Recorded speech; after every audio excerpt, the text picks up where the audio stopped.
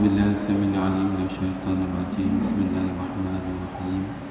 السلام عليكم ورحمة الله وبركاته. الحمد لله الحمد لله نحمده ونستعينه ونستغفره ونعوذ بالله من شرور أنفسنا ومن سيئات أعمالنا. من يهده الله فلا مضل له ومن يضلل فلا هادي له. أشهد أن لا إله إلا الله وحده لا شريك له. أشهد أن محمدا عبده ورسوله. اللهم صل وسلم على سيدنا ونبينا وحبيبنا محمد صلى الله عليه وسلم وعلى آله وأصحابه ومن استنى بسنته إلى يوم الدين. أما بعد، فإن أصدق الحديث كتاب الله، خير الحديث حديث محمد صلى الله عليه وسلم، شر الأمور محدثاتها، كل محدثة بدعة. قال رب اشرح لي صدري ويسر لي أمري واحلل عقدة من لساني يفقهوا قولي. قالوا سبحانك لا علم لنا إلا ما علمتنا إنك أنت العليم الحكيم. ولا حول ولا قوة إلا بالله العلي العظيم. رب يسر ولا تعسر، رب تمم بخير. قال الله تعالى في القرآن الكريم: وذكر فإن الذكرى تنفع المؤمنين وما خلقت الجن والإنس إلا ليعبدون. Surah Az-Zariyat ayat 55 hingga 56 yang bermaksud, dan tetap tekunlah kamu memberi peringatan, kerana sesungguhnya tazkirah itu bermanfaat, berguna bagi orang-orang yang beriman. Dan tidak aku jadikan jin dan manusia melainkan untuk mengabdikan diri beribadah menyembahku. Yang dihormati pengurusi dan ahli jawatan kuasa masjid Kapung Telipuk, masjid mungkin Telipuk. Yang dihormati muslimin muslimat, mudah-mudahan dirahmati Allah Subhanahu wa taala.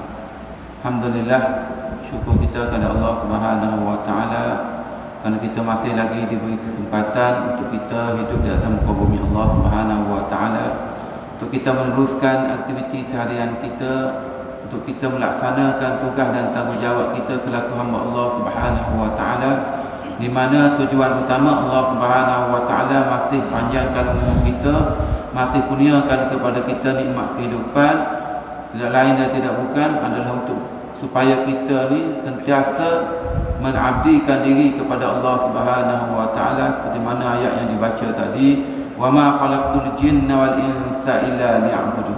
Tidak aku jadikan, tidak aku ciptakan jin dan manusia melainkan untuk mengabdikan diri beribadah menyembah. Alhamdulillah, syukur juga dengan nikmat kesihatan, nikmat kelapangan yang Allah Subhanahu wa taala masih anugerahkan kepada kita. Dengan dua nikmat ni kita dapat menggagahkan diri kita, kita datang ke rumah Allah, kita solat berjemaah, kemudian kita duduk pula dalam majlis ilmu. Di samping kita niat i'tikaf, kita duduk dalam majlis zikir, dalam majlis ilmu, yang mana kita sedia maklum tentang kelebihan berada di dalam majlis-majlis ilmu, yang mana majlis ilmu ni Nabi sallallahu alaihi wasallam beri gelaran sebagai riyadul jannah, sebagai taman-taman syurga. Dalam hadis riwayat At-Tirmizi daripada sahabat Nabi namanya Anas bin Malik radhiyallahu anhu, katanya Rasulullah sallallahu alaihi wasallam bersabda, "Iza marartum bi riyadil jannah farata'u." Qalu, "Ma riyadul jannah?" Qala, "Hilakuz zikri." Wa fi riwayatin majalisul ilm. Maksudnya daripada sahabat Nabi namanya Anas bin Malik radhiyallahu anhu, katanya Rasulullah sallallahu alaihi wasallam bersabda, "Iza marartum bi riyadil jannah." Bila mana kamu melalui taman-taman syurga, farata'u, hendaklah kamu perbanyakkan zikir, hendaklah kamu mengambil manfaat daripadanya. Qalu, lalu sahabat bertanya kepada Nabi sallallahu alaihi wasallam, "Ma riyadul jannah ya Rasulullah?" Apakah dia taman syurga itu wahai Rasulullah? Lalu jawab Nabi sallallahu alaihi wasallam, "Hilakuz zikri." Halaqah-halaqah zikir, majlis-majlis zikir, majlis-majlis memperingati Allah Subhanahu wa taala. Kita duduk dalam majlis ilmu ni adalah majlis kita memperingati Allah Subhanahu wa taala.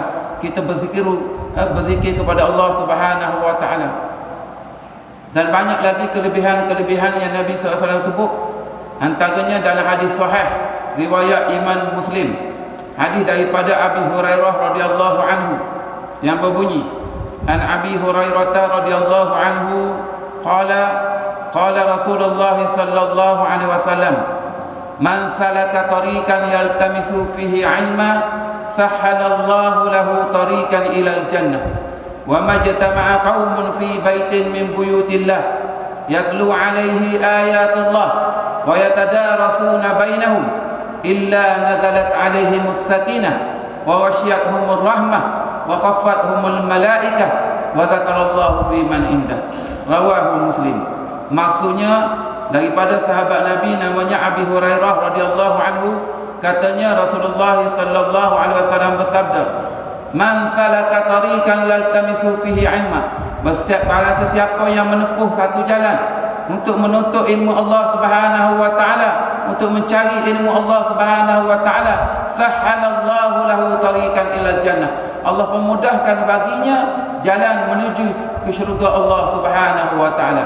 Wa majtama'a qaumun, dan tidaklah berkumpul, tidaklah berhimpun sesuatu kaum, wa majtama'a qaumun fi baitin min buyutillah, dalam satu rumah daripada rumah-rumah Allah, yatlu alaihi ayatullah, mereka mempelajari di dalamnya, mereka membaca di dalamnya ayat-ayat Allah, wa yatadarasuna bainahum, dan mereka mempelajari sesama mereka, illa nazalat alaihimus sakinah, melainkan diturunkan ke atas mereka itu ketenangan, wa ghashiyatuhumur rahmah, dan dilimpahkan ke atas mereka itu rahmat Allah Subhanahu wa taala, wa khaffatuhumul malaikah, dan dinaungi mereka itu oleh para malaikat, wa zakarallahu fi man indah, dan namanya disebut oleh Allah Subhanahu wa taala di sisi malaikatnya. Ini keutamaan-keutamaan kita berada di dalam majlis ilmu. Yang pertamanya Nabi sebut tadi, berada dalam majlis ilmu. Rasulullah SAW nyatakan dalam hadis tadi, nazalat alaihimus sakinah, diturunkan ke atas mereka itu ketenangan. Kita duduk dalam majlis ilmu ni tenang. Tak ada orang duduk dalam majlis ilmu ni dia buat. Tak ada orang duduk dalam majlis ilmu ni sakok pupu. Tapi duduk majlis ilmu ni kita tenang. Kalau kita duduk dalam majlis ilmu tapi ada gangguan-gangguan, maka kita mengundang kecelakaan, kita mengundang kemurkaan Allah Subhanahu wa taala. Dalam hadis yang lain Nabi SAW menyebut, kun aliman aw muta'alliman aw mustami'an aw muhibban bih fala takunil khamisata fatahli. Jadilah kamu orang yang berilmu. Nombor satu sekali, kena usaha diri kita.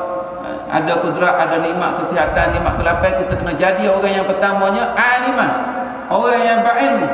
Tak mampu nak jadi golongan yang berilmu, au muta'alliman, jadilah orang yang menuntut ilmu, mencari ilmu, muta'alliman, orang yang belajar ilmu, au mustami'an, tak mampu juga dah oleh kerana kudrat tak ada dah, umur pun dah tua dah, tak mampu juga, jadi mustami'an, jadi pendengar kepada majlis-majlis ilmu. Au muhibban, tak mampu juga jadi muhibban, jadi orang cinta kepada ilmu, cinta kepada orang yang berilmu, cinta kepada majlis-majlis ilmu. Fala takunil khamisata fatahli, jangan kamu jadi golongan yang kelima, fatahli, kamu akan celaka, kamu akan binasa. Muslimin muslimat nikmati Allah, kita sekarang ni berada di bulan Rejab, dah berada di penghujung Rejab.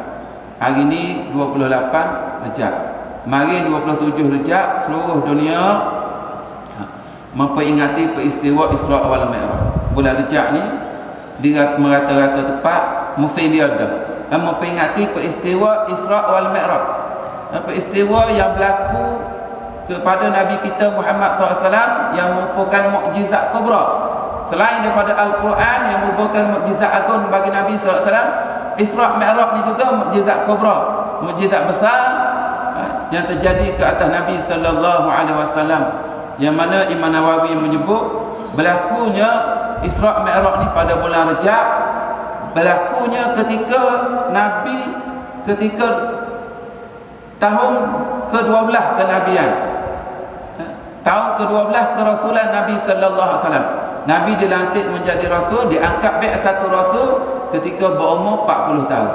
Jadi 12 tahun selepas satu rasul berlakunya peristiwa Isra' wal Mi'raj. Maknanya kalau kita capur kat ketika Nabi berusia 52 tahun.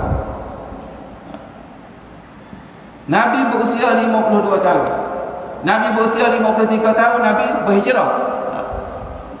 Kata Imam Nawawi 18 bulan sebelum Nabi berhijrah. Peristiwa Isra' Mi'raj ni berlaku lebih kurang 18 bulan sebelum Nabi berhijrah ke Madinah Munawwarah. Jadi peristiwa Isra' Mi'raj ni diperingati setiap tahun. Start daripada dulu lagi sampailah sekarang tiap-tiap tahun bila tiba bulan Rejab, bila tiba di penghujung Rejab, di merata-rata tempat diadakan forum, diadakan ceramah, diadakan daurah. Ada setengah tempat tu kalau Masjid Ibrahim ini, Masjid mana sebut itu setiap buat daurah khusus sebulan daurah dengan imam muda, imam tuanya baca kitab berkaitan Isra' wal Mi'raj. Dalam kita membicarakan Isra' wal Mi'raj, nas utama kitanya daripada Al-Quranul Karim dan hadis-hadis sahih. Dalam Al-Quranul Karim Allah Subhanahu wa taala rakamkan dalam surah Isra' ayat yang pertama tu cerita berkaitan dengan Isra'. Manakala berkaitan dengan Mi'raj dicerita dalam surah An-Najmu ayat 13 hingga ayat 18. Begitu juga dalam hadis. Dalam hadis sahih Bukhari ada satu bab khusus, Babul Mi'raj. Babul Mi'raj ni hadis dia panjang. Hadis cerita pasal Mi'raj ni hadis yang panjang. Kalau kita nak baca hari ni berjam. Tapi kita akan baca ambil di penghujung tentang sejarah kefaduan solat, bagaimana solat yang asalnya diterima 50 waktu menjadi sampai pada kita ni 5 waktu. Bayangkanlah muslim-muslimat, bayangkanlah kalau 50 waktu semayang sampai pada kita. Kalau kita ambil kalkulator, kita buat kira-kira 50 waktu, kita ada masa 24 jam tapi semayangnya 50 waktu. Mana setiapnya 28 minit. Tiap 28 minit kita kena semayang. Tak kerja buat kata. Tapi walaupun 5 waktu saja, tapi pahalanya tetap rahmat Allah Subhanahu wa taala kepada umat Muhammad. Walaupun cuma 5 waktu, tapi pahalanya tetap 50 waktu. Tapi walaupun 5 waktu ni, tapi umat Islam akhir zaman ni memang susah nak jaga. Sebab itulah dalam peristiwa Isra' wal Mi'raj ni, dalam perjalanan Isra' Nabi, sebelum Nabi di-mi'rajkan, Nabi diperlihat dulu. Nabi lihat peristiwa-peristiwa yang ganjil, peristiwa-peristiwa pelik. Nabi lihat tanda-tanda kebesaran dan kekuasaan Allah Subhanahu wa taala. Antara salah satunya Nabi lihat ada satu golongan yang memecahkan kepalanya ke batu. Bila dipecah kepala dia batu, catung, takut balik, pulih balik, pecah pula. Begitulah dilakunya berterusan, terus menerus dia lakukan. Dia pecah kepala ke batu, pecah berkecah, catung, pecah balik. Maka Nabi tanya kepada Jibril alaihissalam, man haula'i ya Jibril, siapakah gerangan mereka itu wahai Jibril? Lalu Jibril bagi tahu Nabi bahawa itulah di kalangan umatmu yang otak mereka, yang kepala mereka ni, kepala otak mereka ni keberatan untuk mengerjakan solat. Pucuk manusia malas sembahyang ni mari daripada otak dia lah. Kerana fikiran manusia ni dia set dalam minda dia, kalau dia tinggal sembahyang, kalau dia tinggal pekerjaan utama dia, dia akan rugi. Begitu juga waktu subuh lah ni. Sedar dah pukul 4. Percijian pukul 4. Lagi pukul 5, lagi pukul 6, tak subuh lagi. Lalas sekali subuh gajah. Kenapa? Mari daripada fikiran manusia. Sebab tu dah dalam peristiwa itu kita tengok bagaimana diperlihatkan kepada Nabi golongan yang tak solat ni diseksa dengan pecah kepala dia. Tak pecah kepala lutut, tak pecah perut, tapi pecah kepala. Kerana di bahagian kepala ni adanya akal fikiran.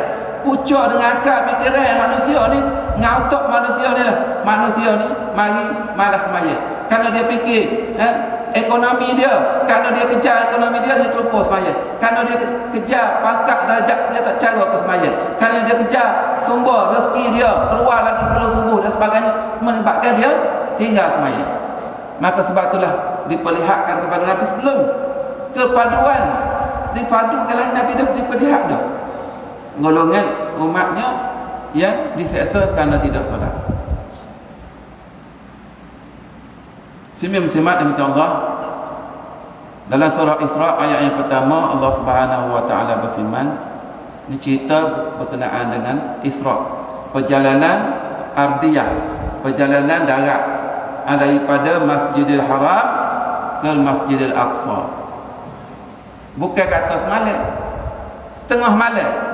Sebab kalau ikut dalam hadis berlaku benda ni tengah malam. Nabi bainama ana fi hatim wa rubbama fi hijri mundaji'an. Nabi kata ketika mana aku berada di Hatim, satu kawasan depan Kaabah, di kawasan Kaabah tu ada nama Hatim. Wa rubbama, dan boleh jadi ada fi hijri, di Hijri Ismail. Kalau kita pergi Mekah tu ada satu kawasan dia buat bulat. Ni kawasan Hijri Ismail. Sinilah berlakunya. Dalam riwayat lain sebut berlaku daripada ketika tu Nabi tidur dalam rumah Ummu Hani. Ummu Hani ini sepupu Nabi, anak kepada Abi Talib. Nabi membesar dalam rumah Ummu Hani. Nabi membesar dalam rumah Ummu Hani, dalam rumah Abu Talib. Kerana lepas Abu Talib wafatnya, Ummu Hani duduk rumah tu. Jadi Nabi membesarnya dalam rumah tu. Sebab tu tak mustahil dah Nabi tidur di rumah pak saudara dia. Ketika itu pak saudara dia mati dah. Berlakunya peristiwa ni, sebelum berlaku peristiwa Isra' Mi'raj ni, Nabi mengalami 3 kesedihan yang besar. Sebab itulah dinamakan tahun tersebut Amul Huzni, tahun kesedihan. Kerana berlakunya kesedihan kepada Nabi SAW, kesedihan demi kesedihan. Yang pertamanya kewafatan pak saudara dia Abu Talib. Abu Talib bin Abdul Muttalib yang merupakan orang yang kuat mempertahankan Nabi SAW. Masyarakat musyrikin Mekah, kafir Quraisy Mekah ni segan nak buat apa-apa kepada Nabi, nak menyayai Nabi, nak cerai Nabi, kerana adanya Abu Talib. Abu Talib yang mempertahankan. Tapi malamnya Abu Talib wafat. Dan ketika Abu Talib nak wafat tu, Nabi sedaya upaya lagi cuba ajak Abu Talib ni supaya memeluk Islam. Cuba ajar Abu Talib ni mengucap, ya ammi qul la ilaha illallah asyhadu laka indallah. Wahai pak saudaraku, ucaplah la ilaha illallah asyhadu laka indallah. Aku sanggup jadi saksi bagi dirimu di hadapan Allah Subhanahu wa taala. Berkali-kali Nabi ajak pak saudara dia mengucap supaya melafazkan kalimah syahadah, supaya memeluk Islam dalam keadaan yang sama. Ada gangguan-gangguan juga daripada pembesar-pembesar Quraisy. Abu Jahal pula ajar cara dia, ya Aba Talib atarghabu millata Abdul Muttalib. Hei Abu Talib, adakah kamu tak suka dengan agama yang dibawa oleh tukmu Abdul Muttalib, oleh bapakmu Abdul Muttalib? Akhirnya Abu Talib wafat dalam keadaan tidak beriman kepada Allah Subhanahu wa taala. Sehinggalah turunnya ayat sedihnya Nabi ni dengan kewafatan Abu Talib. Turunnya ayat innaka la tahdi man ahbabta walakin Allah yahdi man yasha. Sesungguhnya engkau wahai Muhammad, la innaka la tahdi man ahbabta, kamu ni tak mampu nak bagi hidayah kepada sesiapa yang orang yang kamu kasihi, orang yang kamu sayangi. Walakin Allah yahdi man yasha, akan tetapi Allah Subhanahu wa taala Maha berkuasa memberi hidayah pada siapa yang Dia kehendaki. Sedihan yang dialami oleh Nabi dengan wafatnya Abu Talib. Kemudian tak lama sahabat tu wafat pula isteri dia. Setengah kata sebulan, setengah kata 40 hari. Jangka masa tak lama selepas kewafatan Abu Talib, wafatnya isterinya Khadijah. isteri satu-satunya isteri yang paling lama bersama dengan Nabi SAW, yang Nabi tak pernah menduai dia sepanjang hidup Khadijah. Nabi tak pernah memadui Khadijah, tak pernah menduai Khadijah. Bayangkan ketika Nabi kahwin dengan Khadijah umur 25 tahun, sampailah umur 52 tahun wafatnya Khadijah. Tak ada isteri lain kecuali Khadijah. Cuma Khadijah dah ketika itu. Kalau kita kira, start daripada 25 sampai 52, berapa tahun? Lebih kurang 27 tahun Nabi bersama dengan Khadijah. Dan 6 orang anak daripada 7 orang anak Nabi sallallahu alaihi wasallam ni, 6 orang daripadanya adalah lahir daripada Khadijah. Hanya seorang yang bernama dengan Abdullah, yakni anak Nabi dengan Maryam Qibtiyah. Hak lain semua dengan Khadijah. Jadi Khadijah ni harta dia semua diinfakkan untuk Islam, untuk perjuangan Nabi sallallahu alaihi wasallam. Dan dialah orang yang menenangkan Nabi ketika Nabi menerima wahyu yang pertama. Nabi kembalinya daripada Gua Hira, Nabi kembali dalam keadaan takut, ketar, kenaling, zamiluni, minta Khadijah selimut. Khadijah menenangkan Nabi, bawa Nabi jumpa dengan sepupu dia Waraqah. Jadi orang yang jasa membantu perjuangan Nabi ni, akhirnya takdir Allah Subhanahu wa taala, Allah wafatkan Khadijah. Bertambah sedihlah Nabi sallallahu alaihi wasallam. Lepas wafatnya Khadijah, Abu Talib dah wafat, Khadijah dah wafat. Serangan hebat musyrikin Mekah ke atas Nabi SAW, menyebabkan Nabi rasa ni suasana di Mekah ni tak sesuai lagi Nabi untuk berlindung dan untuk menyebarkan dakwah. Nabi cuba nasib ke Taif. Bila Nabi SAW pergi di Taif, dengan sakaan Nabi SAW di Taif, dia dapat perlindungan. Tapi sebaliknya, dihujani dengan batu, dibalai dengan batu, diupah orang-orang gila, orang-orang safeh, orang-orang tak cerdik. Balai Nabi sehingga berdarah kaki Nabi, dan anak angkat Nabi Zaid bin Harithah ni menjadi benteng kepada Nabi SAW, dihujani dengan batu.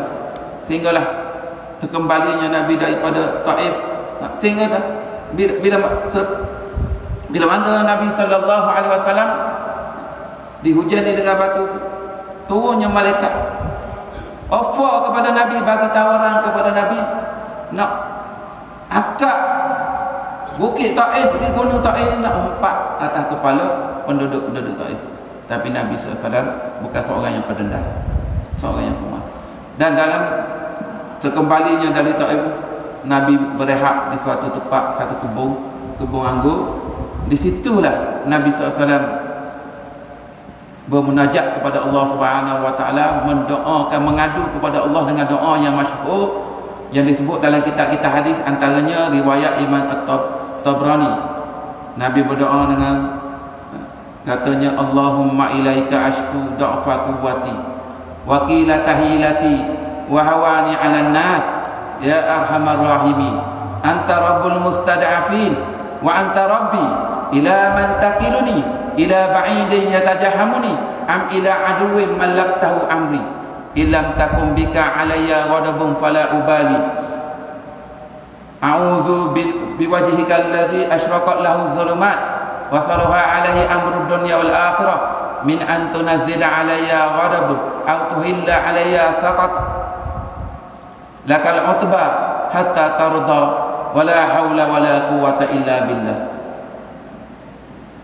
Ini doa masyhur munajat Nabi SAW. Nabi mengadu sungguh-sungguh kepada Allah Subhanahu wa taala. Segala tenaga diperlukan, segala usaha dah dilakukan, tinggalnya tawakal sebulat-bulatnya, bertekad bertawakal kepada Allah Subhanahu wa taala, mengadu kepada Allah Subhanahu wa taala. Allahumma ilaika ashku, ya Allah, hanya kepadamu aku mengadu. da'fa quwwati, kelemahanku, kekuatanku, wa qilata hilati, dan sedikitnya daya upayaku, wa hawani 'alan nas, dan hinanya aku di hadapan manusia. Ya arhamar rahimin, wahai Tuhan yang maha penyayang bagi orang-orang yang penyayang. Anta rabbul mustad'afin, engkaulah Tuhanku. Wa anta rabbi, anta rabbul mustad'afin, engkaulah Tuhan orang-orang yang lemah. Wa anta rabbi, dan engkaulah Tuhanku. Ila man takiluni, kepada siapakah engkau nak serahkan aku? Ila ba'idin yatajahamuni, adakah engkau nak serah aku kepada orang yang jauh yang akan menyerangku? Au ila aduwin malaktahu amri, ataupun engkau nak serahkan aku kepada musuhku yang akan menguasai segala urusanku. Illam takum bika alayya ghadabun fala ubali, aku tak peduli itu semua ya Allah, asalkan aku tidak mendapat kemurkaan-Mu. A'udzu, aku mohon berlindung biwajhikal, dengan a'udzu binuri wajhikal ladzi, aku berlindung dengan cahaya-Mu ya Allah, yang asyraqat lahu zulumat, yang menerangi segala kegelapan.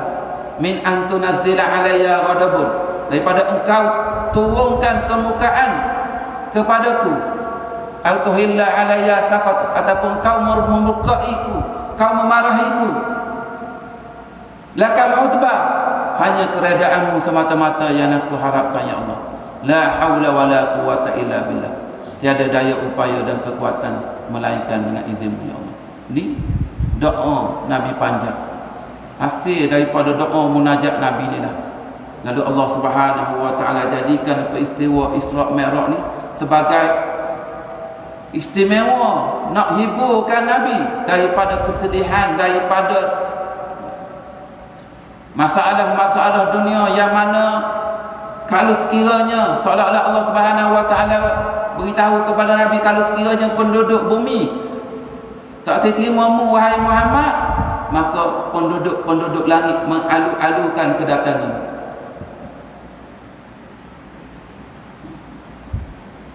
Maka Nabi sallallahu alaihi wasallam dijemput oleh Allah Subhanahu wa taala dalam peristiwa Isra' wal Mi'raj ni, dan difardukan, diberi satu kefarduan yang mana kefarduan yang lain, syariat yang lain cuma diwahyukan, disampaikan melalui wahyu oleh malaikat Jibril alaihissalam.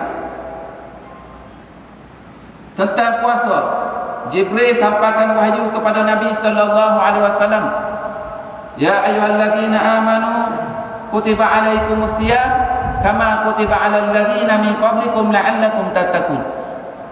Wahai orang-orang yang beriman, difadukan ke atas kamu berpuasa sebagaimana difadukan kepada umat sebelum daripada kamu, mudah-mudahan kamu bertakwa.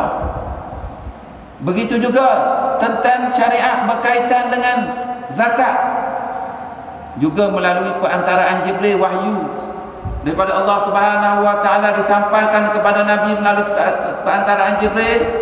Khudz min amwalihim shadaqatan tutahhiruhum wa tuzakkihim biha, ambillah sebahagian daripada harta mereka sebagai sedekah zakat yang mensucikan harta mereka, dalil wajib zakat. Begitu juga dalam bab haji, juga disampaikan melalui wahyu oleh perantaraan Jibril, walillahi 'alan nasi hijjul baiti man istata'a ilaihi sabila, dan Allah wajibkan ibadah haji kepada manusia.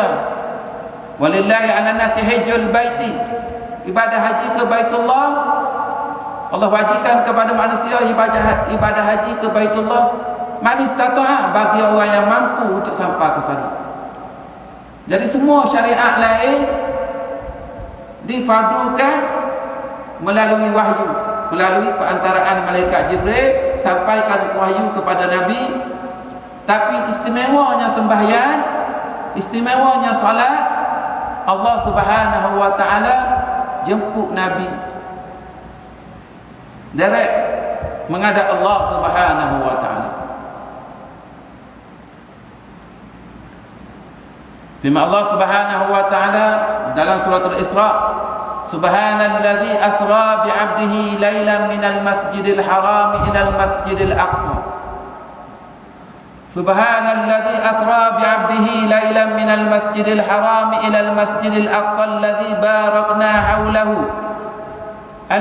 barakna haulahu linuriyahu min ayatina innahu huwas samiul basir. Maha suci Allah. Awal ayat lagi Allah Subhanahu wa taala mensucikan diri dia. Allah mentanzih, mensucikan diri dia. Subhanalladzi asra, maha suci Allah yang memperjalankan hamba-Nya. Allah sendiri cerita maha suci Allah yang memperjalankan hamba-Nya. Isra' ni berlaku, Isra' Mi'raj ni berlaku bukan Nabi dengan sendiri. Bukan Nabi pergi dengan sendiri, tapi Allah memperjalankan Nabi. Maka tidak mustahil walaupun dalam tempoh tak sampai satu malam, dalam tempoh setengah malam, bermula daripada tengah malam dan berakhir sebelum subuh, perjalanan yang sejauh 1239 km. Kalau kenderaan yang canggih unta ketika itu, maka masa sebulan pergi sebulan balik. Tapi Nabi pergi tak sampai separuh malam. Kenapa? Kerana Allah Subhanahu wa taala yang memperjalankan Nabi. Jadi tak boleh. Allah Subhanahu wa taala Maha berkuasa atas setiap sesuatu. Jadi untuk mudah kita nak fahamnya, kalau kita buat perumpamaan sebagai contohnya,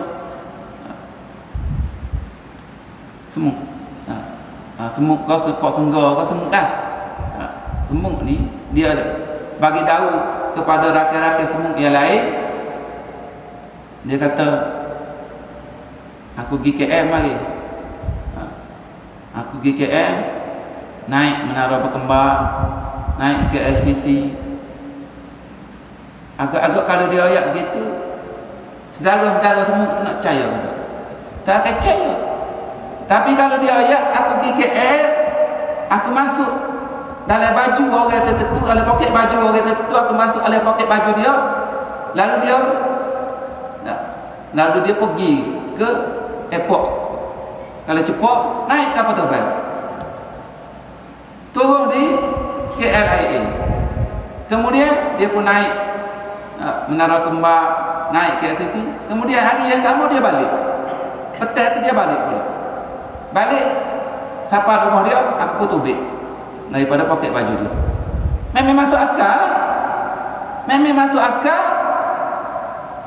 Sebab dia pergi bukan dia sendiri. Okey. Bawa begitu juga dengan Nabi sallallahu alaihi wasallam. Nabi pergi dalam masa yang singkat. Kenapa? Allah mula-mula sekali Allah telah mensucikan diri. Subhanalladzi, maha suci Allah. Asra, yang memperjalankan hamba-Nya lailan. Subhanalladzi asra bi'abdihi, memperjalankan hamba-Nya yakni Muhammad sallallahu alaihi wasallam. Subhanalladzi asra bi'abdihi lailan, pada waktu malam. Minal Masjidil Haram, daripada Masjidil Haram di Makkahul Mukarramah, ilal Masjidil Aqsa, ke Masjidil Aqsa di Baitul Maqdis Palestin. Di sini Allah Subhanahu wa taala sebut dua rumah utama, dua rumah ibadahnya di atas muka bumi. Rumah pertama dan rumah yang kedua. Masjidil Haram merupakan rumah pertama dibina di atas muka bumi. Inna awwala baitin wudi'a lin-nasi lalladzi bi Bakkah mubarakan wa hudan lil alamin. Sesungguhnya rumah pertama, rumah Allah yang pertama, rumah ibadah Allah yang pertama dibina di atas muka bumi ini bi Bakkah mubarakan, di Mekah Al-Mukarramah, yakni Masjidil Haram. Hak ni rumah ibadah yang pertama. Rumah ibadah yang kedua Masjidil Aqsa. Mana bukti dia? Nabi sebut dalam hadis sahih riwayat Imam Bukhari, daripada Abi Hurairah radhiyallahu anhu, Abi Hurairah radhiyallahu anhu, anin Nabi SAW qala, hadis dalam hadis sahih Imam Bukhari, bukan daripada Abu Hurairah, daripada Abi Za'a, daripada Abi Za'a Al-Ghifari. Abi Za'a ni dia suka tanya Nabi. Satu hari Abi Za'a ni dia tanya Nabi SAW, an Abi Za'a Al-Ghifari radhiyallahu anhu qala sa'altu Rasulullah sallallahu alaihi wasallam ayul masjid al-awwal wudi'a lin-nas, masjid yang manakah? Dalam riwayat lain sebut ayul masjidil wudi'a lin-nas al-awwala, masjid manakah yang mula-mula sekali dibina atas muka bumi?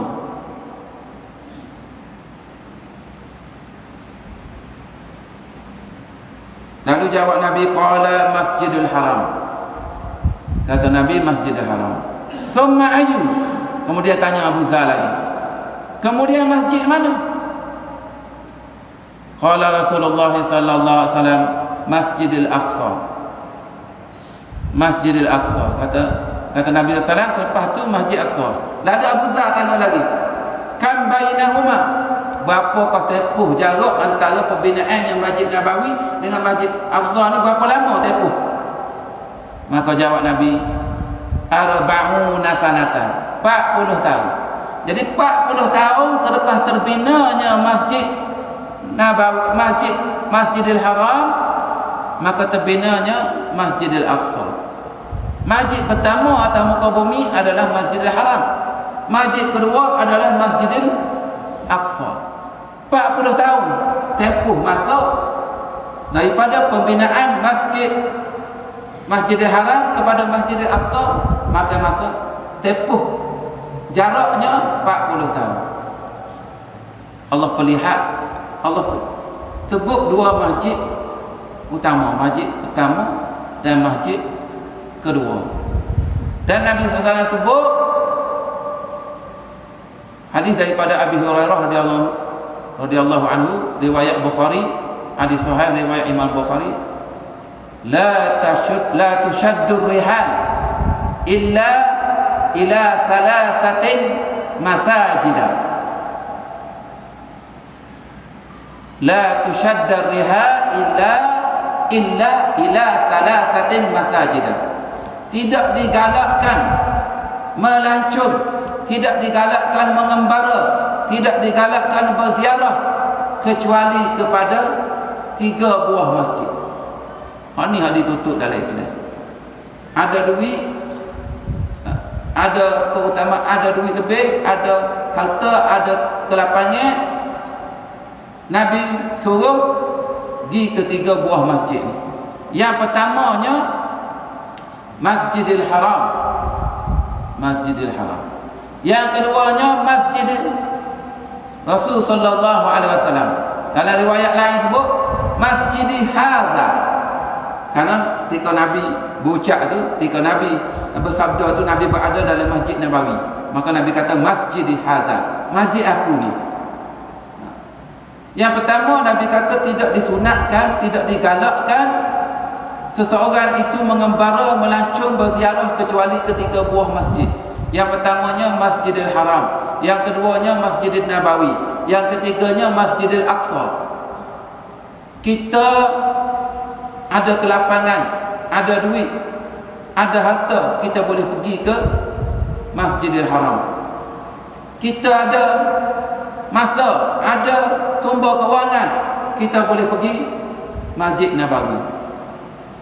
Tapi malamnya, walaupun kita ada harta berjuta-juta sekalipun, kita ada masa free sekalipun, kita tak mampu untuk melangkah kaki masuk ke dalam Masjidil Aqsa. Hak ni kita kena sedar. Peranan kita umat Islam, apakah peranan kita, apakah ikhtiar usaha kita? Banyak mana dalam sehari ini kita berdoa minta dengan Allah Subhanahu wa taala, Allahumma rudda alaina Masjidil Aqsa. Ya Allah, kembalikan kepada kami umat Islam Masjidil Aqsa. Di samping kita berdoa Allahumma ansuril ikhwanana al-muslimin fi Palestin, ya Allah tolonglah saudara kami di Palestin. Kita kena minta juga Allah murda alaina Masjidil Aqsa, minta dikembalikan Masjidil Aqsa yang dah hampir dekat 100 tahun dah dijajah, digetah, dirampas, dicemari oleh Yahudi laknatullah, dijajah oleh Israel laknatullah. Dalam kita memperingati Isra wal Mi'raj, kita kena sedar tempat yang menjadi kiblat pertama umat Islam sekembalinya Nabi sallallahu alaihi wasallam daripada menerima kepaduan solat daripada Mi'raj. Nabi solat daripada Isra Mi'raj ni, Nabi solat menghadap ke Baitul Maqdis, ke Masjidil Aqsa selama 18 bulan. Selepas Nabi hijrah barulah turun ayat supaya palingkan kiblat ke arah Kaabah. Asalnya kiblat pertama umat Islam 18 bulan menhala ke Masjidil Aqsa. Lepas hijrah barulah turunnya ayat qad nara taqalluba wajhika fis sama' falanuwalliyannaka qiblatan tardaha fawalli wajhaka syatral Masjidil Haram. Barulah perintah supaya palingkan arah kiblat tu ke Masjidil Haram. Jadi 18 bulan umat Islam solat, Nabi dan para sahabat solat menghadap ke Masjidil Aqsa. Ya Allah sebut kiblat umat Islam Masjidil Haram, kiblat utama. Kiblat kedua Masjidil Aqsa, kiblat pertama 18 bulan Nabi dan para sahabat sembahyang. Sebab itulah di Madinah ada satu masjid namanya Masjid Qiblatain. Orang yang pernah pergi buat umrah, pergi buat haji, lepas tu dia pergi berziarah ke Madinah, dia akan pergi ambil gambar ke, masuk solat dalam Masjid Qiblatain. Masjid dua kiblat. Kerana di sini dah turun yang wahyu, perintah Allah Subhanahu wa taala supaya arahkan, tukar arah kiblat daripada Masjidil Aqsa kepada Masjidil Haram. 18 bulan. 18 bulan sekembalinya daripada peristiwa Isra Mi'raj, Nabi solat menghala ke Masjidil Aqsa. Masa tengah solat, tak silapnya waktu asar tu. Masa perintah turunnya Jibril dan turunnya wahyu supaya ubah arah kiblat. Jadi 18 bulan menghadap ke Masjidil Aqsa. Dan Masjidil Aqsa merupakan ijtima' para nabi dan rasul. Dalam peristiwa Isra ni bagaimana Nabi SAW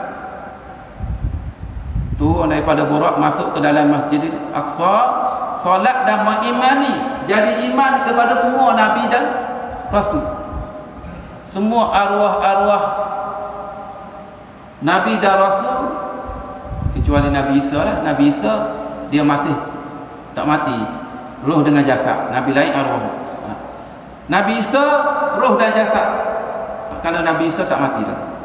Jadi Nabi jadi imam. Ni Allah Subhanahu wa taala muliakan Nabi bahawa Nabi ni sayyidul mursalin, penghulu segala rasul dan nabi-nabi. Nabi yang jadi imam. Tempat ijtima'nya, berkumpulnya segala nabi-nabi dan rasul, tempat ni kita tak boleh masuk. Walaupun Nabi sebut 3 buah tempat yang digalakkan kita berziarah, Masjidil Haram, Masjidil Aqsa, Masjidil Haram, Masjid Nabawi, Masjid Aqsa, kita tak boleh pergi. Kita tak boleh masuk. Dan pahala solat di dalam ketiga-tiga masjid ni berbeza. Solat dalam Masjidil Haram mi'ati alf, 100,000 solat di tempat lain. Solat Masjid Nabawi 1000, solat Masjidil Aqsa 500. berbanding dengan solat di tempat lain. Tapi malamnya kita tak boleh nak pergi juga. Ni kita kena satu hati umat Islam. Kita nak pergi pergi tak boleh. Kita doa. Doa silahul mukmin. Doa tu senjata mukmin. Ni peranan kita kena berdoa. Jangan kita lupa pasal tempat suci umat Islam. Bumi yang penuh barakah, Baitul Maqdis. Allah sebut dalam ayat 1 surah Isra. Subhanallazi asra bi 'abdihi lailan minal masjidil haram ilal masjidil aqsa allazi barakna haulahu. Yang kami berkati kawasan sekelilingnya. Bumi Masjidil Aqsa itu berkat. Kenapa? Kerana ramai nabi-nabi, banyak makam nabi-nabi duduk situ. Makam Nabi Ibrahim, makam Nabi Musa, makam Nabi Ibrahim, makam Nabi Daud, Nabi Sulaiman, dan nabi-nabi Bani Israel kebanyakannya duduk situ. Dan nabi di kalangan Bani Israel banyakkannya berasal daripada situ. Jadi tempat yang penuh barakah, tapi malangnya kita tak mampu untuk ke sana. Sebab ni kita kena dalam memperingati Isra Mi'raj, kita kena sentiasa sedar. Kita kena sentiasa mohon kepada Allah Subhanahu Wa Taala agar Allah kembalikan Masjidil Aqsa ni kepada umat Islam. Innahu huwas samiul basir. Sesungguhnya dialah Allah yang maha mendengar lagi maha melihat. Allah Subhanahu Wa Taala mendengar munajat Nabi sallallahu alaihi wasallam. Melihat bagaimana Nabi sallallahu alaihi wasallam diperlakukan di balai batu dan seumpamanya di boikot oleh penduduk-penduduk Mekah. Tak benar Nabi orang Mekah tak dibenarkan masuk ke Mekah, sehingga kena jamin ni ada seorang yang menjamin Nabi untuk masuk ke Mekah. Siapa tahap tu? Jadi Allah Maha mendengar lagi Maha melihat. Akhirnya Allah Subhanahu Wa Taala jemput Nabi pada satu malam yang penuh barakah ni. Nabi cerita dalam hadis sahih, bainama ana fi hatim, ketika mana aku berada di hatim, wa rubbama fi hijr, dan boleh jadi aku berada di hijr Ismail, mundajian, dalam keadaan tidur. Nabi kata dalam keadaan berbaring, mundajian.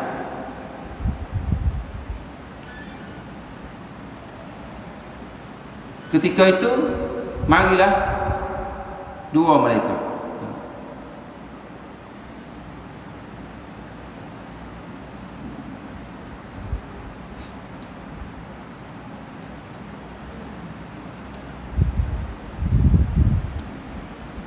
Warubbama qala fil hijr mundajian, dalam keadaan tidur, is'atani atin wa qad qala wa sami'tuhu yaqulu fasyaqa ma baina hadhi ila hadhi. Mari malaikat ni belah dada Nabi SAW, keluarkan hati, cuci dengan air Zam-Zam. Bayangkan kalau manusia biasa kita, kalau cabut hati, hidup lagi tak? Tak hidup dah. Tapi mukjizat kekuasaan Allah Subhanahu Wa Taala. Nabi bukan sekali ni yang dibelah dada dia, 4 kali berlaku pembelahan dada kepada Nabi sallallahu alaihi wasallam. Yang pertama dan keduanya ketika Nabi berada di perkampungan Bani Sa'adah. Ketika Nabi duduk bersama dengan ibu susunya Halimatus Sa'diyah, berlaku 2 kali situ pembelahan dada Nabi sallallahu alaihi wasallam. Sehingga kanak-kanak yang sebaya dengan Nabi ketika itu berlari-lari bagi tahu Halimatus Sa'diyah, Muhammad telah mati. Tak mati mana? Dia tengok 2 orang mari belah dada Nabi. Mari malaikat belah dada Nabi, keluar hati mesti. Cuci air Nabi. Dan kesan jahitannya ada. Hak ni pembelahan batin yang asli lah. Bukan pembelahan batin hak orang duk dawa lah ni. Duk dawa bedah batin dan sebagainya. Jadi 2 kali ketika Nabi kecil, Nabi berada di perkampungan Bani Sa'dah. Dan kali ketiganya ketika sebelum Nabi dilantik menjadi Rasul. Ketika diutuskan menjadi Rasul, sebelum menerima wahyu yang pertama, Nabi menerima wahyu ketika umur 40 tahun, ketika umur 39. Sekali lagi dada Nabi SAW dibelah. Dan kali terakhirnya yang keempat, ketika Nabi sudah tidur di kawasan pekarangan Kaabah, di Hijri Ismail, marilah malaikat belah dada Nabi SAW. Fastakhraja qalbi, lalu kata Nabi, dikeluarkan hatiku. Summa utitu bil batsin min zahabin, bawa mari bekah yang penuh dengan iman. Fawusila qalbi, kemudian dicuci hatiku dengan air Zamzam. Summa husya, summa u'ida, summa uti, kemudian dibawa datang kepadaku kata Nabi bidabatin, satu kenderaan, satu binatang.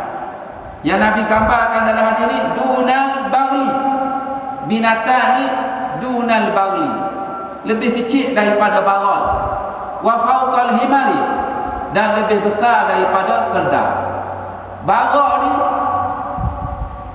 adalah kacukan antara kuda dengan keldai.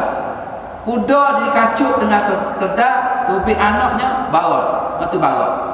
Nabi kata buruk-buruk ni kecil sikit pada barat, besar sikit pada keldai. Abyadu, Nabi kata warna putih, abyadha. Faqala lahu Jarud huwal burak, maka kata sahabat huwal burak, sahabat Nabi yang bernama Jarud kata huwal burak, binatang itu adalah bernama burak. Tanya Jarud ni, wal burak ya Abu Hamzah, tanya kepada Anas yang meriwayatkan hadis ni, hadis daripada Anas bin Malik. Anas bin Malik ni sahabat Nabi yang mana dia ni umur 10 tahun lagi. Mak dia bawa dia ketika umur 10 tahun pergi berkhidmat dengan Nabi, jadi khadam Nabi sallallahu alaihi wasallam. Itulah banyak hadis yang diriwayatkan oleh Anas. Ini nombor satu perawi hadisnya Abu Hurairah. Selepas Abu Hurairah, antara yang terbanyak riwayat hadis juga Anas. Karena Anas ni dia duduk bersama Rasulullah. Karena mak dia letak dia, mak dia wakaf. Mak dia ni betapa sayangnya ke Nabi, ceritanya Nabi, anak dia, anak lelaki dia ni umur 10 tahun lagi, diwakafkan kepada Nabi sallallahu alaihi wasallam. Jadi budak suruhan Nabi sallallahu alaihi wasallam. Dan minta Nabi doakan kepada dia ni panjang umur, minta doa kepada anak ni murah rezeki, minta doa kepada anak ni ramai anak. Akhirnya berkat doa Nabi, anak ni umur dia sampai 100 tahun lebih, dan banyak rezeki, umur dia bawah 2 kali, dan anak dia ramai sampai 100 orang. Ini anak. Jadi anak meriwayatkan hadis pasal Mi'raj ni. Bila ditanya oleh sahabat yang bernama Jarud, adakah binatang itu burak ya Abu Hamzah? Qala na'am. Qala Anas na'am. Kata Anas, ya.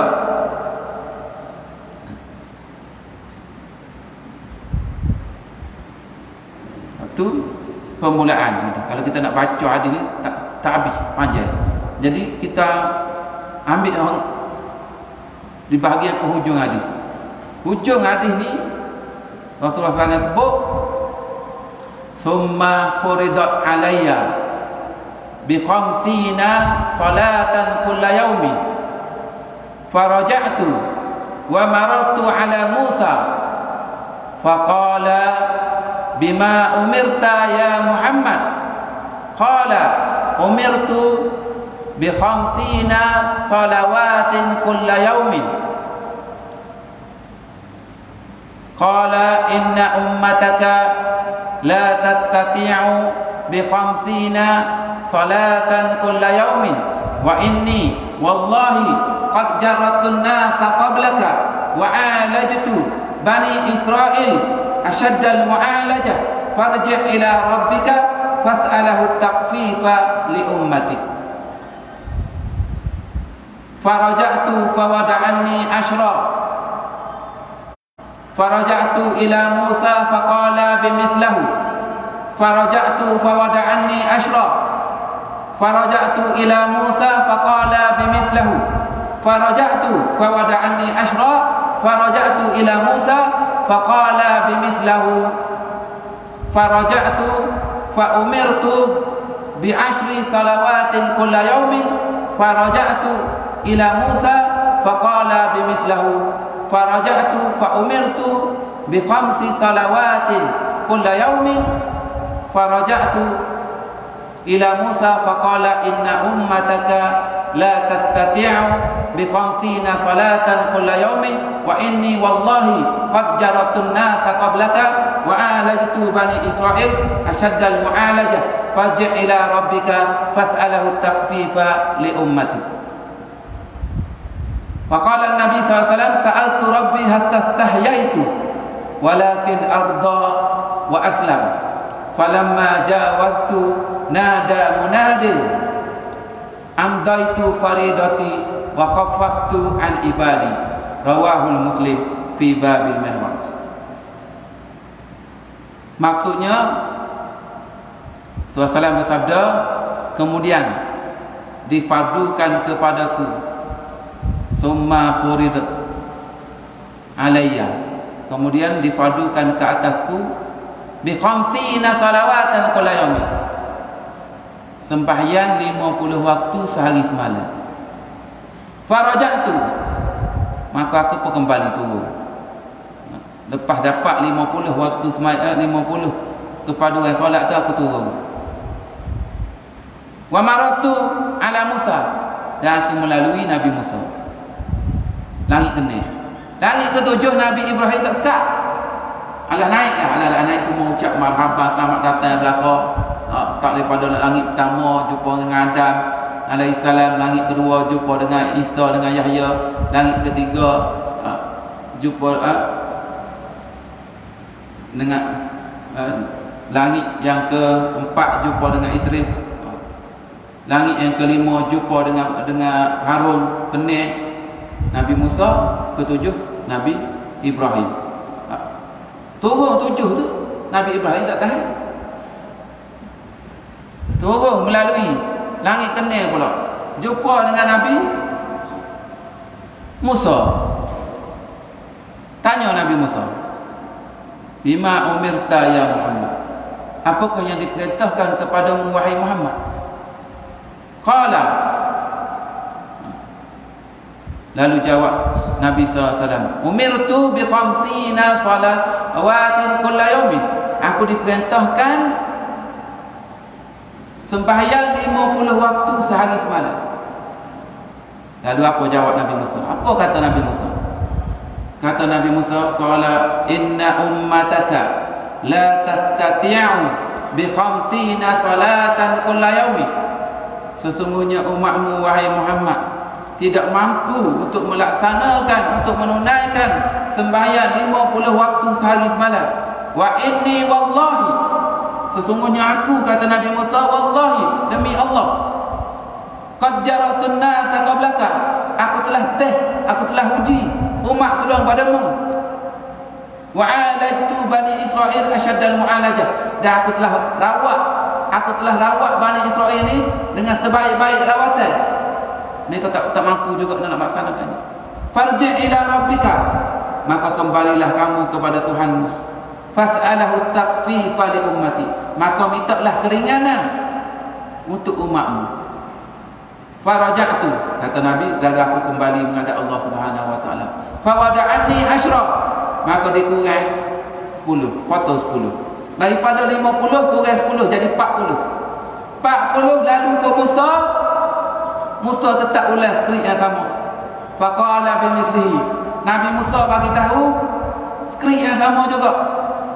Faraja'tu, maka naik lagi Nabi.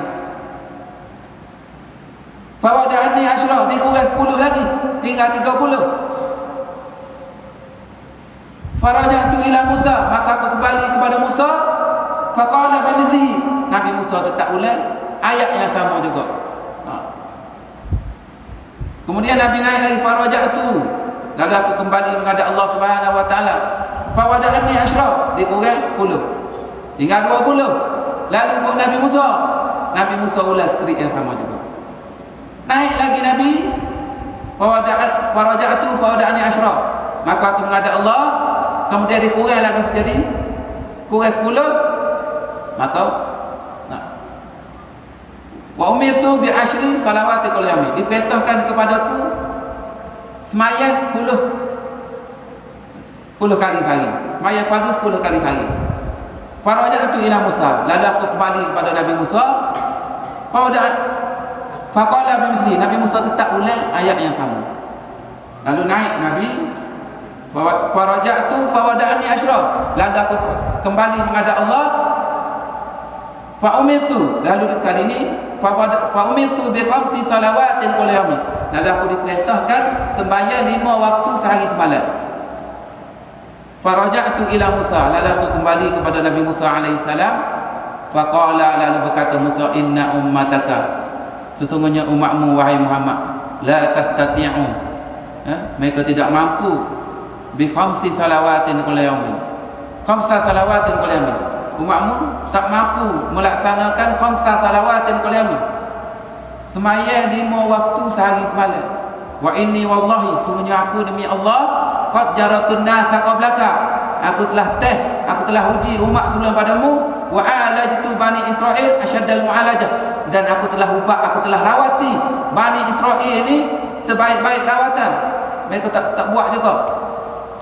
Fas'alahu takfifa li ummati, farji ila rabbika fas'alahu takfifa li ummati, maka kembalilah menghadap Tuhanmu, maka mintalah pengurangan daripada Tuhanmu untuk umatmu. Maka kali ini Nabi jawab lagi. Kata Nabi SAW, sa'altu rabbi atastahyaitu, aku minta orang dengan Allah Subhanahu wa taala sehingga aku sendiri rasa malu. Sa'altu rabbi atastahyaitu, aku minta orang dengan Allah taala sehingga aku sendiri rasa malu dah. Walakin arda wa aslam, walakin arda wa aslam, tapi kali ini aku redha dan aku terima dengan redha kali ini. Kemudian kata Nabi, falamma jawaztu nada munadin, bila aku turun meninggalkan Nabi Musa, jawaztu nada munadin, maka ada satu suara yang menyeru, amdaitu faridati wa qaffaftu an ibadi. Amdaitu faridati wa qaffaftu an ibadi. Amdaitu faridati wa qaffaftu an ibadi. Ada suara yang menyeru mengatakan, aku telah luluskan kefarduanku dan aku ringankan terhadap hamba-hamba. Amdaitu faridati wa qaffaftu an ibadi. Ini sejarah bagaimana sembahyang 5 waktu tapi pahala kita dapat 50. Susah daripada Nabi turun daripada Mi'raj, turun ke Masjid Al-Aqsa, kemudian naik burak balik. Dalam perjalanan balik, dekat nak sampai Mekah tu, Nabi telah melalui ada satu kabilah. Kabilah ni, kabilah pedagang ni dengan unta dia. Bila unta kabilah tersebut terlihat burak, mereka ketakutan, lari, hilang. Maka Nabi bagi tahu kepada kabilah tersebut, unta dia duduk tepat sekian-sekian. Lalu tua kabilah ni pergi cari jumpa. Maka Nabi kembali ke Mekah, duduk di balik Mekah sebelum subuh. Lepas subuhnya duduk berehat di Masjidil Haram. Ketika tu Abu Jahal tengok Nabi SAW ni termenung. Maka Abu Jahal kata mesti ada satu peristiwa penting Muhammad nak sapa. Maka Abu Jahal ni ambil peluang, modal dia jumpa modal baru. Lalu dia tanya Nabi, Nabi pun bagi tahu, Nabi pergi ke Masjid Al-Aqsa. Selalu dia kumpul seluruh duduk Mekah. Masuklah dia panggil, dia bagi tahu kepada Abu Bakar As-Siddiq. Abu Bakar As-Siddiq kata, kalau itu betul-betul daripada Muhammad, aku percaya. Lalu Abu Bakar tanya daripada Nabi, kata, bila Nabi kata betul bahawa dia pergi Masjid Al-Aqsa, maka kata Abu Bakar, kamu benar wahai Muhammad. Maka heran penduduk Mekah lain, bagaimana Abu Bakar ni boleh percaya dengan mudah? Kata Abu Bakar, aku percaya hak lebih daripada tu buat aku percaya lagi, kerana wahyu yang disampaikan kepada Nabi sekelip mata pun aku boleh percaya. Ini kan pula Nabi pergi dalam setengah malam. Maka daripada peristiwa inilah kali pertamanya sehinggalah kewafatnya Abu Bakar dapat gelaran As-Siddiq.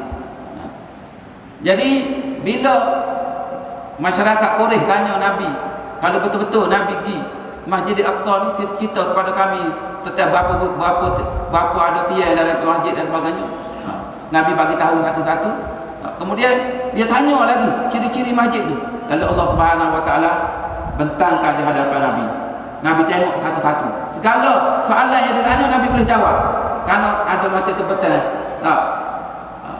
skrin besar di hadapan Nabi boleh tengok. Real Nabi tengok tentang gambaran Masjid Al-Aqsa. Lalu Nabi kata, kalau tak yakin lagi, tak puas hati lagi,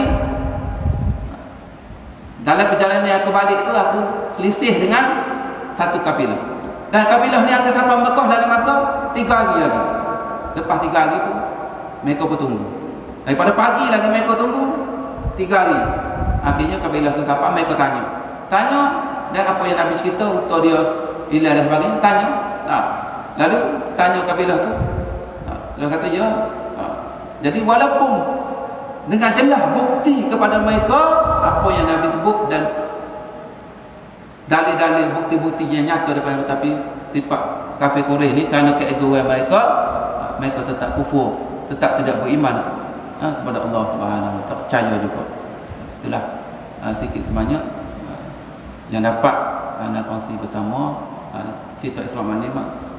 Banyak kisah dan malah tadi pun pernah cerita dan sebagainya. Itu sebagai kita ambil tiba bersama tentang peristiwa di sebalik Islam. Apa yang penting peranan kita kepada umat Islam, bagaimana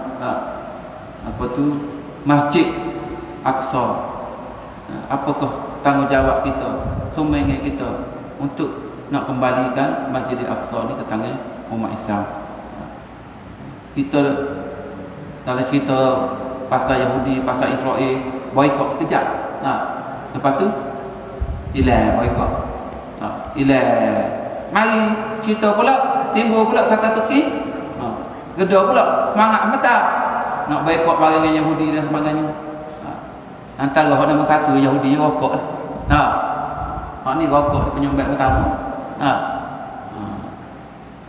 Jadi cukuplah sekali itu. Mohon maaf kerana ambil masa yang lama. Cerita Isra Mi'raj ni tak habis. Memang tak habis. Kalau dah cerita dalam 1 hari tak habis. Jadi cukuplah sekadar itu. Mudah-mudahan dapat beri manfaat kita semua. Apa yang baik daripada Allah Subhanahu Wa Taala, saya selalu berterima kasih. Mohon maaf di atas kekurangan dan sebagainya. Aku lihat hadza safwa walakum. Wassalamualaikum warahmatullahi wabarakatuh. Alhamdulillah, syukur bismillahirrahmanirrahim. Alhamdulillahirabbil alamin. Wal 'aqibatu lil muttaqin. Wa la 'udwana illa 'alal zalimin. Wassalatu wassalamu ala asyrafil anbiya'i wal mursalin wa ala alihi wa sahbihi ajma'in. Allahumma ij'al jam'ana hadza jam'an marhuma wa tafarruqana min ba'di tafarruqan ma'suma wa la taj'al lahumma fina wa la ma'ana wa la man yatba'una sakiyana wa la matruda wa la mahruma. Allahumma anfa'na bima 'allamtana wa 'allimna ma yanfa'una wa zidna 'ilma. Allahumma hdi qaumana fa innahu la ya'lamun. Allahumma hdi qaumana fa innahu la ya'lamun. Allahumma hdi qaumana fa innahu la. Allahumma anzil 'alaina dawa'an min dawa'i wa shifaa'an min shifa'i wa barakatan min barakati wa rahmatan min rahmati ala hadhil awja' wal amra wal asqam fatabra'na ya Allah bi rahmatika ya arhamar rahimin. Allahumma shfi mawdana, Allahumma shfi mawdana, Allahumma shfi mawdana, yasadana fitna ma'da'ina, ma'tuna 'ala man adana. Rabbana atina fid dunya hasanah wa وفي الآخرة وقنا عذاب النار صلى الله على سيدنا محمد وعلى آله وصحبه وسلم وسلام على المرسلين الحمد لله رب العالمين والله عليكم.